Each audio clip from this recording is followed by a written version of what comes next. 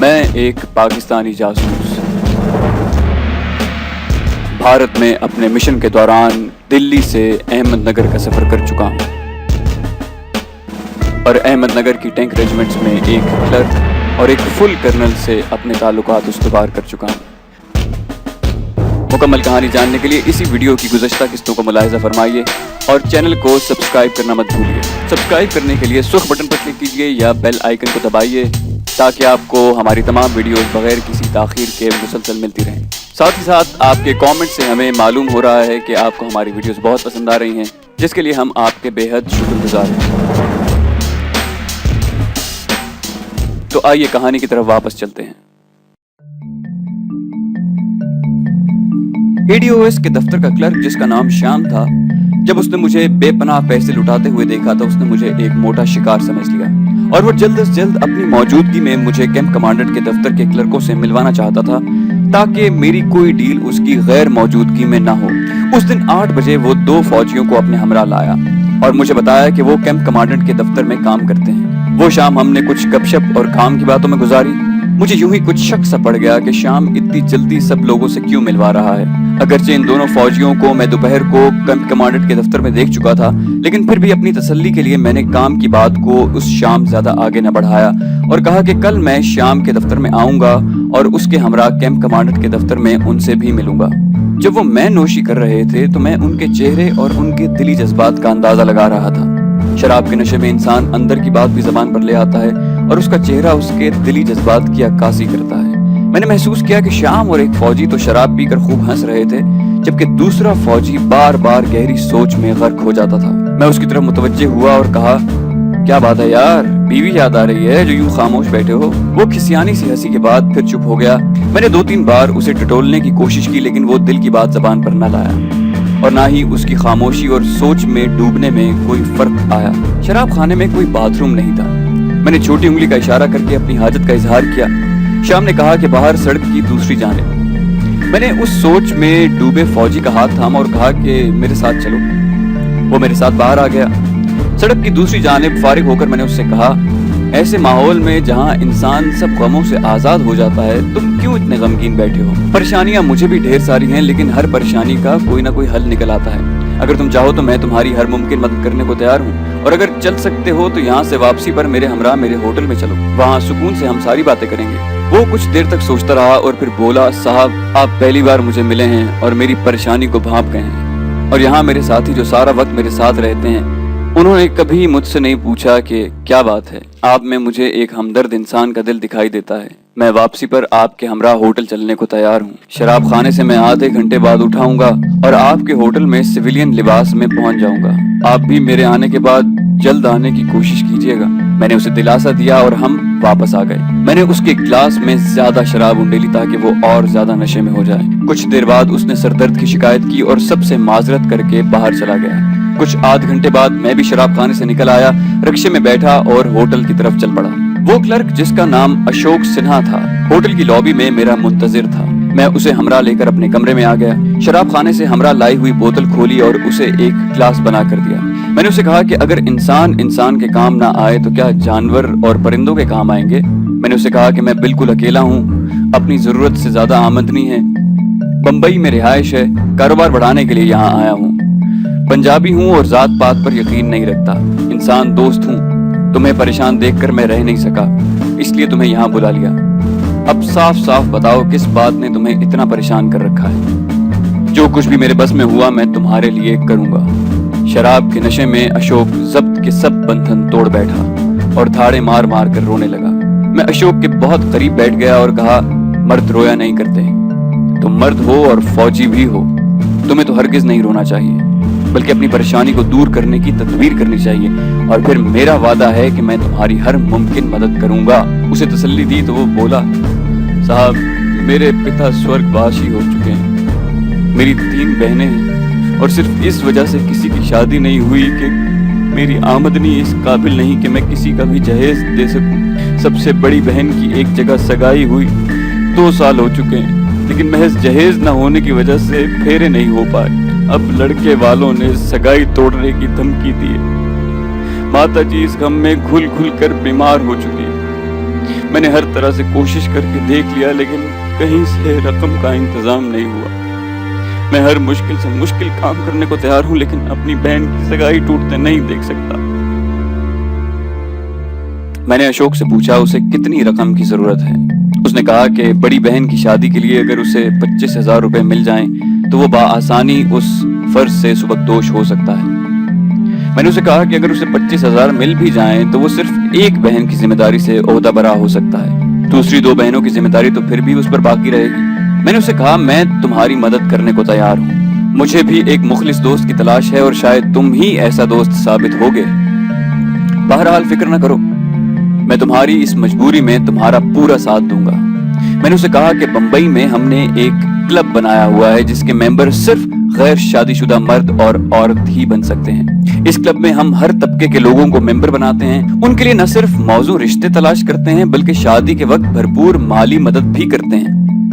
میں تمہاری بڑی بہن کی شادی کے لیے اپنی طرف سے اور کلب کی طرف سے پورے 25,000 کا بندوبست کروں گا، بلکہ تمہاری دوسری 2 بہنوں کے لیے بھی کلب کی مدد سے موزوں رشتوں کی تلاش کروں گا۔ میں نے اسے خاصی تسلی دی اور پھر اچانک جیسے مجھے کچھ یاد آ گیا ہو، میں نے اسے کہا کہ بہت سارے فوجی بھی ہمارے کلب کے ممبر ہیں اور ان ممبروں میں جہاں تک مجھے یاد ہے ٹینک ریجمنٹ کے کچھ جوان اور افسران بھی شامل تھے۔ پھر یادداشت پر زور دیتے ہوئے میں نے کہا کہ جب تک مجھے یاد ہے ٹینک کی ہی کسی ریجمنٹ کا ایک جوان جو ہمارا ممبر تھا وہ یہاں ٹریننگ کے لیے آیا تھا اور وہ غالباً پنجاب کے علاقے کا تھا اور ہمارے کلب کی دلی کی شاخ سے ممبر بنا تھا۔ اس کی بہن کی شادی بھی ہمارے کلب کی مالی مدد سے ہی ہوئی تھی۔ کلب کے قواعد و ضوابط کے مطابق اس نے کلب سے حاصل شدہ رقم نہایت معمولی اقساط پر واپس کرنی تھی۔ 2-3 اقساط کی ادائیگی کے بعد اس نے پھر رابطہ نہیں کیا۔ میں نے ماتھے پر ہاتھ مارتے ہوئے کہا اس کا نام اور ریجمنٹ ذہن سے نکل گئی ہے، لیکن اس کا نام سامنے آتے ہی میں فوراً پہچان لوں گا اور اس سے رابطہ کر کے اس سے بقایا اقساط کی ادائیگی کا تقاضا بھی کروں گا۔ میں نے اسے کہا کہ اگر مالی مدد حاصل کرنے والے اگر اقساط کی ادائیگی بھی بند کر دیں گے تو اس نیک مقصد کے لیے قائم یہ کلب آخر کیسے چل سکے گا؟ میں نے اسے دوبارہ کہا کہ اگر نام اور ریجمنٹ کی لسٹ سامنے ہو تو میں اسے یقیناً پہچان لوں گا۔ اشوک کو اپنی مشکل حل ہوتے ہوئے نظر آ رہی تھی اور اس کے لیے اسے میری خوشنودی کی ضرورت تھی۔ اس نے کہا کہ صاحب آپ کی بڑی مہربانی کہ آپ نے اس مشکل وقت میں میرا ساتھ دینے کا وعدہ کیا ہے۔ یہ ہے تو خلاف ضابطہ اور قانون کے مطابق پکڑے جانے پر میرا کورٹ مارشل بھی ہو سکتا ہے، لیکن میں پھر بھی مکمل کوشش کروں گا کہ وہ فائل جو کہ میرے دفتر کے ایک کلرک کے پاس ہے کسی طرح حاصل کر کے کل رات آپ کو ہوٹل میں لا دوں اور آپ اس سے اپنے مطلوبہ شخص کو تلاش کر لیجئے گا۔ اگلی صبح دفتر کے وقت سے پہلے میں وہ فائل آپ سے واپس لے جاؤں گا اور آپ مہربانی کر کے کسی سے بھی اس کا ذکر مت کیجیے گا۔ تھوڑی دیر بعد جب وہ رخصت ہونے لگا تو میں نے 1,000 روپے کا نوٹ اس کی جیب میں ڈال دیا۔ اس فائل کا حصول میرے لیے کسی طرح سے کسی بھی جیک پاٹ سے کم نہ تھا اور اشوک کو میں نے اپنے قابو میں کر لیا تھا۔ اگلے روز میں ADOS سے ملا جس نے میرے چائے کے سیمپلز کو لنگر میں بھجوانے کا آرڈر دیا۔ میں نے کرنل گپتا کا شکریہ ادا کیا اور اسے اجازت لے کر اس کے دفتر کے کلرکوں کے پاس آ گیا۔ شام سے کچھ دیر گپ شپ کی۔ اس نے مجھے بتایا کہ کرنل گپتا نے میرے سیمپلز کو لنگر بھجوانے کا آرڈر دیا ہے۔ اس واقعے کی مکمل تفصیلات جاننے کے لیے ملاحظہ فرمائیے اسی سلسلے کی قسط نمبر 5۔ اس کے بعد میں شیام کے ہمراہ کیمپ کمانڈنٹ کے دفتر میں چلا گیا۔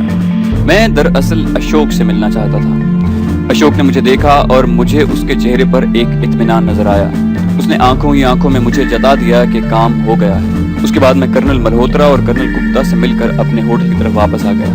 شام 7 بجے کے قریب اشوک نے ریسیپشن سے مجھے فون کیا۔ میں نے اسے کمرے میں آنے کا کہا۔ وہ سویلین لباس میں تھا اور اس کے ہاتھ میں ایک ہینڈ بیگ تھا۔ میں نے گزشتہ رات کی بچی ہوئی شراب اس کے سامنے رکھ دی۔ وہ خاصا گھبرایا ہوا لگ رہا تھا۔ اس نے پانی کے بغیر شراب کا آدھا گلاس چڑھا لیا۔ ہینڈ بیگ کھول کر اس نے 2 فائلیں نکال کر مجھے دی اور کہا کہ ایک فائل میں گزشتہ 8 ماہ میں آنے والی ریجمنٹس اور ٹریننگ کے بعد ان کے واپس جانے کی تفصیل موجود ہے اور دوسری فائل میں ہر ریجمنٹ کے ٹریننگ لینے والے جوانوں اور افسروں کے نام درج ہیں۔ اس نے میری آنکھوں میں گہرائی سے جھانکتے ہوئے کہا کہ ان 2 فائلوں سے آپ جو معلومات بھی حاصل کرنا چاہیں کر سکتے ہیں۔ معلومات اس نے خاصا زور دے کر کہا۔ میں یہ فائلیں ایک کلرک کی الماری سے چرا کر لایا ہوں۔ اب میں چلتا ہوں اور صبح 7 بجے سے پہلے یہاں آ کر یہ فائلیں آپ سے لے جاؤں گا۔ آپ یہ یاد رکھیے گا کہ میں نے یہ فائلیں نکال کر ایک بہت بڑا جرم کیا ہے اور اگر پکڑا گیا تو سخت سزا ہو سکتی ہے۔ میں نے اسے دلاسا دیا اور کہا کہ یہ فائلیں تمہاری حفاظت میں تو تھی نہیں، ان کے متعلق اگر کسی کو پتہ بھی چلے گا تو متعلقہ کلرک ہی پھنسے گا، اور کل صبح تو تم ویسے بھی انہیں واپس لے جاؤ گے۔ میں نے اسے 2000 روپے دیے اور کہا کہ جلد از جلد اس کے لیے روپے کا انتظام کروں گا۔ اشوک نے باقی شراب بھی گلاس میں انڈیلی اور کھٹاکھٹ پی گیا۔ اتنا پینے کے باوجود وہ گھبرایا ہوا تھا۔ اس نے ہینڈ بیگ وہیں چھوڑا اور صبح 7 بجے کا کہہ کر واپس چلا گیا۔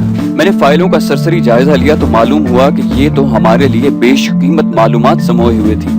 ایک فائل میں 71 کی جنگ کے بعد تربیت کے لیے آنے والے تمام ریجمنٹوں کے نمبر، افسران اور جوانوں کی تعداد، کن ٹینکوں پر ٹریننگ دی گئی اور پھر کہاں واپس چلے گئے، یہ سب تفصیلات درج تھی۔ دوسری فائل خاصی موٹی تھی اور اس میں ہر ریجمنٹ کے جوانوں کے نام، رینک، نمبر اور میڈیکل سہولتیں جو دی گئیں وہ سب درج تھی۔ اسی طرح افسران کی فہرست اور رینک اور دیگر تفصیلات بھی اس میں موجود تھی۔ فائلیں دیکھتے ہی مجھے احساس ہوا کہ وہ کتنی اہم ہیں۔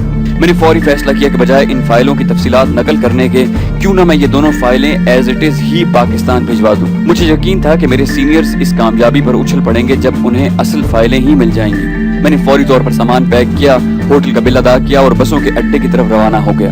اب میں کچھ گھبرایا ہوا تھا، خدا نخواستہ کامیابی کا یہ کھیل کہیں بگڑ نہ جائے۔ یہ تو مجھے معلوم تھا کہ اشوک صبح مجھے ہوٹل میں موجود نہ پا کر میرے متعلق خاصا کچھ سمجھ جائے گا، لیکن چونکہ وہ خود اس میں ملوث تھا اس لیے کسی کو بھی میرے بارے میں نہیں بتائے گا۔ ADOS اور کیمپ کمانڈنٹ میرے متعلق کسی طرح کے بھی شک کا شکار نہ ہوں گے۔ احتیاطاً میں نے ہوٹل سے چلتے ہوئے ریسپشنسٹ کو بتا دیا کہ ایک ایمرجنسی کی وجہ سے مجھے فوری طور پر بمبئی جانا پڑ رہا ہے۔ اگر کوئی بھی میرے متعلق پوچھے تو آپ انہیں یہی بتائیے گا۔ بسوں کے اڈے پر معلوم ہوا کہ ایک بس اڈے سے ابھی نکلی ہے اور نہر کے پل کے پاس سواریاں لینے کے لیے کھڑی ہے۔ اڈے سے ہی میں نے 2 سائیکل رکشے لیے، ایک پر میں نے سامان رکھا اور دوسرے پر خود بیٹھ کر انہیں پوری رفتار سے نہر کے پل کی طرف چلنے کو کہا۔ میں نے انہیں کہا کہ میں دونوں کو 50-50 روپے دوں گا اگر وہ بس کی روانگی سے پہلے مجھے نہر میں پہنچا دیں۔ 50 روپے اس دور میں بہت مالیت رکھتے تھے۔ ان کی لالچ میں انہوں نے سائیکل رکشوں کو موٹر سائیکل رکشے بنا دیا۔ نہر کے پل پر بس ابھی تک کھڑی تھی۔ میں نے ٹکٹ لیا اور سیٹ پر بیٹھ کر یہ دعائیں کرنے لگا کہ کسی انہونی سے پہلے ہی میں محفوظ مقام تک پہنچ جاؤں۔ بس ٹوٹی پھوٹی سڑک پر ہچکولے کھاتی روانہ ہوئی اور قریباً 5 گھنٹے کے سفر کے بعد اورنگ آباد پہنچی۔ دلی جانے والی گاڑی کی آمد میں قریب 1 گھنٹہ باقی تھا۔ میں نے جان بوجھ کر متھرا کا ٹکٹ لیا اور گاڑی کے انتظار میں ایک خالی اور اندھیری جگہ پر بیٹھ گیا۔ گاڑی صحیح وقت پر آ گئی اور میں نے ایک سیٹ پر قبضہ جما لیا۔ اس وقت میں بالکل خالی الذہن تھا، بس ایک ہی دھن دل و دماغ کا احاطہ کیے ہوئے تھی کہ یہ فائلیں جلد از جلد پاکستان پہنچ جائیں۔ جو گاڑی دلی کی طرف بڑھتی گئی میں نارمل ہوتا گیا اور کچھ دیر بعد ہی میں ڈینجر زون سے باہر آ گیا۔ اگرچہ پورا بھارت ہی میرے لیے ڈینجر زون تھا، لیکن احمد نگر سے اتنی اہم معلومات اور کلاسیفائیڈ فائلز کے ساتھ خیریت سے نکل آنا بالکل سانپ کے بل سے بخیر و عافیت نکل آنے کے برابر تھا۔ روانگی کے وقت سے لے کر اب تک تقریباً 24 گھنٹے سے زیادہ ہو چکے تھے اور صبح صادق کا وقت جب گاڑی دلی پہنچی میں نے ٹیکسی لی اور سیدھا لودھی ہوٹل جا کر اپنے کمرے میں دن چڑھتے تک سویا رہا۔ پھر ناشتہ وغیرہ کر کے کیرونیشن ہوٹل فون کیا اور اپنے ٹرانسمیٹر والے ساتھی کو شام کے 4 بجے کناٹ پلیس کے ایک ریسٹورانٹ میں ملنے کو کہا۔ باقی ساتھیوں کی خیریت اس لیے فون پر نہ پوچھی کہ ہوٹل میں وہ اجنبیوں کی صورت میں ٹھہرے ہوئے تھے، صرف یہ پوچھا کہ سب ٹھیک ہیں اور اس نے کہا کہ ہاں۔ مجھے اشوک کا بار بار خیال آتا تھا، اپنی کتنی مجبوری کے باعث اس نے اتنا خطرہ مول لیا۔ اگر اس کے افسران کو اس کی اس حرکت کا پتہ چل گیا تو اس کا کیا حشر ہوگا۔ اور اس خیال کے ساتھ ہی سکوت ڈھاکہ، بھارتی فوج اور ان کا پاکستانی فوجیوں کے ساتھ بربریت کی انتہا سے بھی زیادہ مظالم کے مناظر ایک تیز فلم کی طرح میرے دماغ میں گھومنے لگے۔ وہ لاکھوں زخم جو ہمارے دلوں اور روحوں پر لگ چکے تھے، ان میں سے صرف ایک پر میں نے مرہم رکھی تھی۔ ہماری ایجنسی کا ایک مقولہ تھا کہ ہم زمانہ امن میں جنگ کرتے ہیں اور جنگ کے دوران اپنی کی ہوئی جنگ کے نتائج دیکھتے ہیں، اور میں اس وقت حالت جنگ میں تھا۔ تو دوستو یہ تھی ہماری آج کی کہانی۔ ہمارے جانباز سپاہی کو اپنے مشن کے دوران اپنی پہلی کامیابی مل چکی ہے۔ اس کے بعد وہ کیسے بھارتی افواج کو اپنے سامنے گھٹنے ٹیکنے پر مجبور کرتے ہیں، اس کے لیے آپ ہماری کہانی کو فالو کرتے رہیے اور مکمل کہانی سننے کے لیے آپ اس کی پچھلی قسطوں کو بھی ملاحظہ فرمائیے اور چینل کو سبسکرائب کرنا مت بھولیے۔ سبسکرائب کرنے کے لیے سرخ بٹن دبائیے یا بیل آئیکن کو کلک کیجیے تاکہ آپ کو ہماری تمام ویڈیوز بغیر کسی تاخیر کے مسلسل ملتی رہیں۔ اپنا بے حد خیال رکھیے گا۔ اللہ حافظ۔